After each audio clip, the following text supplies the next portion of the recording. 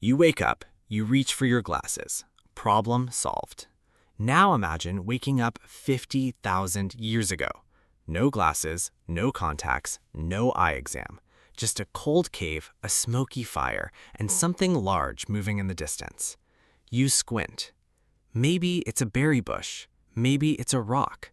Maybe it's a saber-toothed tiger wondering why breakfast is staring back at it. That's the terrifying part. For most of human history, blurry vision wasn't a minor inconvenience. It was a survival problem. Today, if you can't read a road sign, you get glasses. In the Stone Age, if you couldn't tell whether the thing charging towards you had leaves or teeth, there was no optometrist waiting nearby. And bad eyesight was probably more common than you think. People could be nearsighted, farsighted. They could develop cataracts. They could injure an eye while hunting or making tools. The difference was that nobody had a pair of lenses tucked into a nightstand. Picture a hunter scanning the horizon.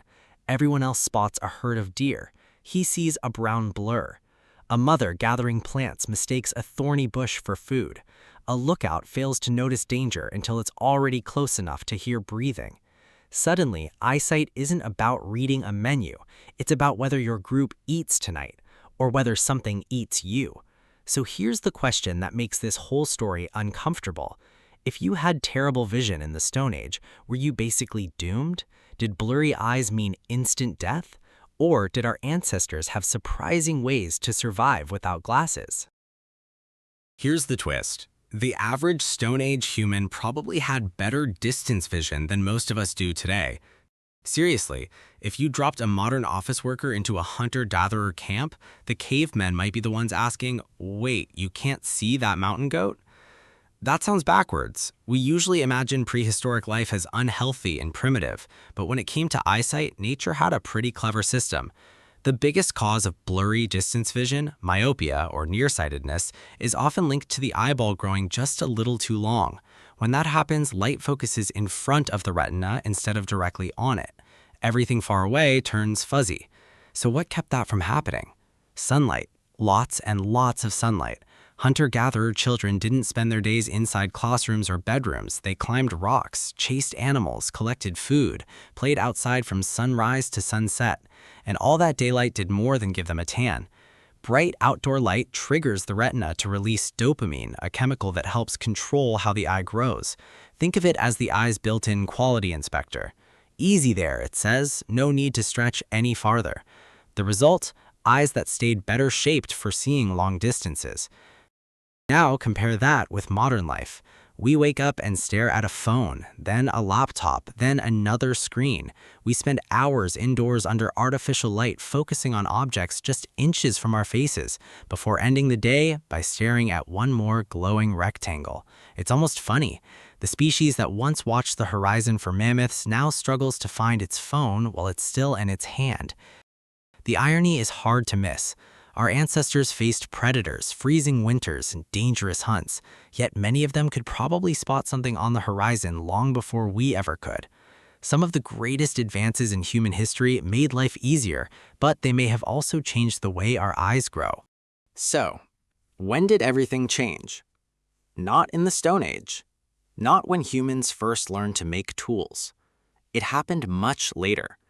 The turning point was the agricultural revolution.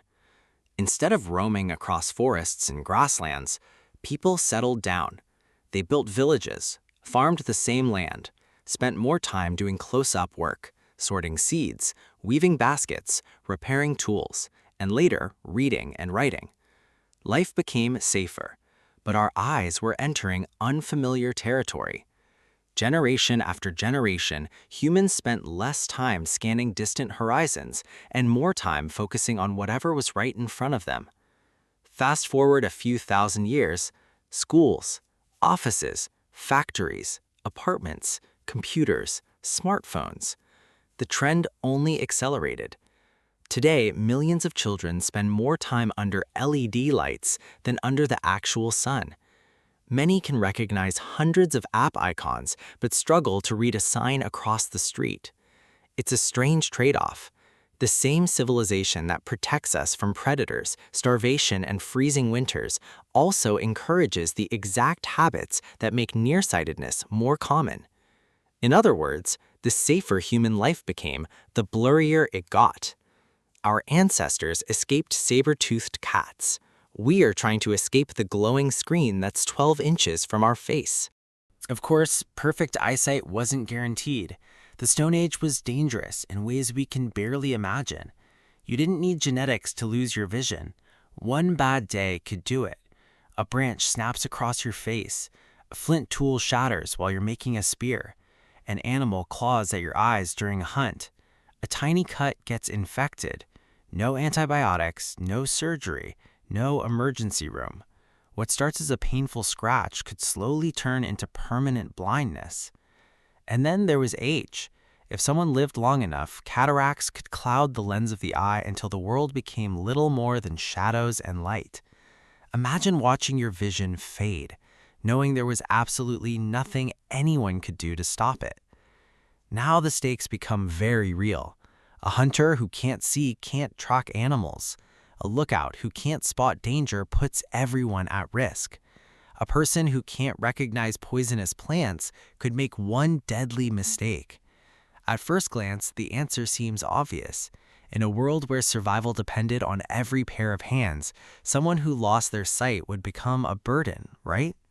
You can almost picture the scene. A tribe packs up camp. Winter is coming. Food is running low. One elder can no longer see the trail ahead. Do they make the brutal choice? Did they leave that person behind, knowing wolves, starvation, or the cold will finish the job? It sounds like the kind of ruthless survival story we've all heard before. But archaeology has uncovered something that completely turns that assumption upside down. Now comes the part that completely changes the story. Travel back about 45,000 years to what is now northern Iraq. Hidden in the mountains sits a place called Shanidar Cave. Inside, archaeologists uncovered the remains of several Neanderthals. One skeleton stood out from all the others. Researchers call him Shanidar 1. Let's call him Nandy. And Nandy had been through everything. His left arm had been badly damaged. In fact, part of it was missing, probably amputated or lost after a catastrophic injury. His legs showed severe arthritis. His feet carried signs of old injuries. One eye socket had been crushed so badly that he was almost certainly blind in that eye. Evidence from his skull also suggests he was at least partially deaf. Think about that for a second. One arm, poor mobility, limited hearing, vision badly damaged. This wasn't the unstoppable Ice Age super hunter we usually imagine. By every Hollywood rule for survival, Nandy should have been dead years earlier. But he wasn't. He lived to somewhere between 40 and 50 years old. For a Neanderthal living in the Ice Age, that was remarkably old. And that's the mystery. Someone like Nandy couldn't have chased wild horses across rough terrain. He probably couldn't wrestle large prey. He almost certainly needed help during everyday life. Which means one incredible thing. His people didn't leave him behind. They fed him, protected him, waited for him, helped him survive through injuries that would have taken months or even years to heal. Some researchers even think his food may have been prepared in ways that made it easier for him to eat. That's not just survival, that's care, that's patience. That's a community deciding that one injured individual was still worth protecting. It's easy to think compassion began with cities, religion, or modern society, but Shanidar Cave tells a different story. Long before skyscrapers, long before written language, long before civilization itself, a group of Neanderthals looked at someone who could no longer contribute the way he once had, and chose not to abandon him. That may be one of the oldest acts of humanity ever discovered. So, what happened if you had bad eyesight in the Stone Age? Surprisingly, probably not what you'd expect. For most people, blurry vision wasn't an automatic death sentence. It was more like a career change. If you couldn't chase a herd across the plains anymore, maybe you shaped stone tools. Maybe you kept the fire alive. Maybe you watched the children. Maybe you became the person who remembered where the water was when the seasons changed, or which stories held the tribe together.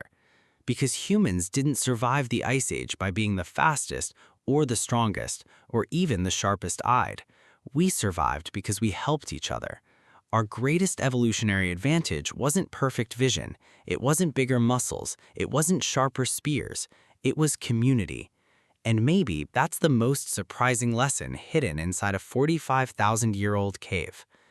If you enjoyed this story, check out the link in the description for a free audiobook on human history. It's a great way to dive even deeper into the incredible journey of our ancestors.